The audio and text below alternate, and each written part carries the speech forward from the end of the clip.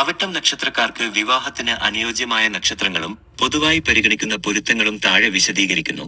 അവിട്ടം നക്ഷത്രത്തിന് പൊതുവെ അനുയോജ്യമായ നക്ഷത്രങ്ങൾ. ജ്യോതിഷമനുസരിച്ച് അവിട്ടം നക്ഷത്രത്തിന് ധനിഷ്ഠ ഉത്തമമായ പൊരുത്തം നൽകുന്ന നക്ഷത്രങ്ങൾ ഇവയാണ്. തിരുവോണം അവിട്ടത്തിന് തൊട്ടുമുമ്പുള്ള നക്ഷത്രമാണിത്. പൊതുവെ നല്ല ബന്ധമുണ്ടാകും.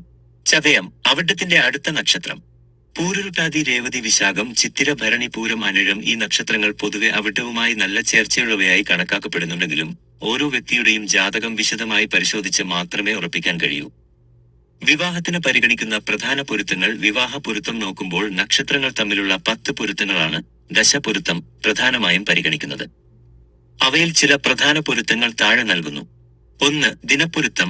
ദൈർഘ്യം. വധുവിന്റെ നക്ഷത്രത്തിൽ നിന്ന് പുരുഷന്റെ നക്ഷത്രത്തിലേക്ക് എണ്ണുമ്പോൾ 2, 4, 6, 8, 9, 11, 13, 15, 17, 18, 20, 22, 24, 26 എന്നീ സംഖ്യകൾ വരുന്ന നക്ഷത്രങ്ങൾ ഉത്തമം. 2. ഗണപ്പൊരുത്തം. നക്ഷത്രങ്ങളെ ദേവഗണം, മനുഷ്യഗണം, അസുരഗണം എന്നിങ്ങനെ 3ആയി തിരിച്ചിരിക്കുന്നു. അവിട്ടം അസുരഗണത്തിൽ പെടുന്നു. പൊരുത്തം. രണ്ടുപേരും ഒരേ ഗണത്തിൽ അസുരഗണം വരുന്നത് ഉത്തമമാണ്. ദേവഗണം മനുഷ്യഗണം, ദേവഗണം അസുരഗണം എന്നിവയും സ്വീകാര്യമാണ്. എന്നാൽ പുരുഷൻ അസുരഗണവും സ്ത്രീ മനുഷ്യഗണവും ആയാൽ മധ്യമം അല്ലെങ്കിൽ അത്ര നല്ലതല്ല എന്ന് പറയപ്പെടുന്നു.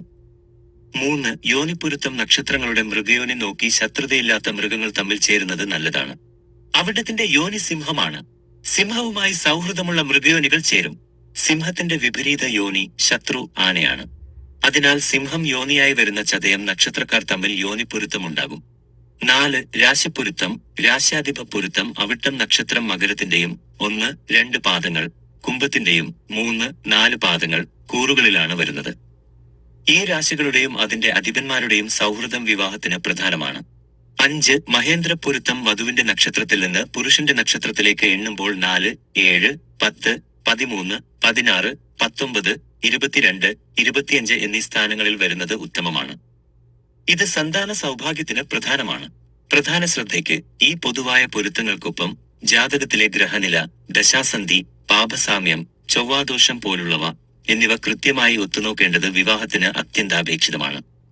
അതിനാൽ ഒരു ജ്യോതിഷ പണ്ഡിതനെ സമീപിക്കുന്നത്